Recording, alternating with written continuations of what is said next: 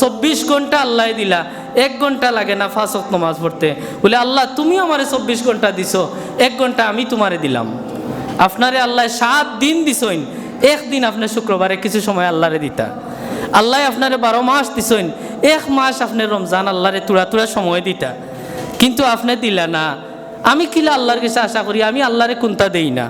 মাঝে মাঝে দুরূদ শরীফ আমিও তুড়া তুড়া পড়ি, তখন আমার মনের মাঝে আয়, ইয়া আল্লাহ কিলা আল্লাহ রসুলের কাছে আমি কিলা শাফাআতের আশা করবো, রসুল্লাহরে আমি কিতা দিছি, আমারে তাই দিতা। কিছু তো পেতে হলে কিছু দিতে হয়, এমলা তো সমাজের কথা। তাইলে আমি আমার আল্লাহরে আমি কিতা দিছি, আল্লাহ আমারে দিতা। আমার নমাজ নাই, আমার রোজা নাই, দিনদারিতা নাই, সিগারেট খাইয়ার, মানুষের বদনাম করিয়ার, 2 জন দি লাগাইয়ার, আরেকজনের জায়গা জমিন মারিয়া খাইয়ার, ওজনও কম দিয়ার, আর আশা করিয়ার আল্লাহ আমারে দিলা না। তুমি সারা জীবন যদি আল্লাহর আমি সীমা লঙ্ঘন করি, তাইলে আল্লাহ আমার প্রতি এর উল্টা বহুত এহসান করছেন, দয়া করছেন, ওটার বদলা আমি কিতা দিব।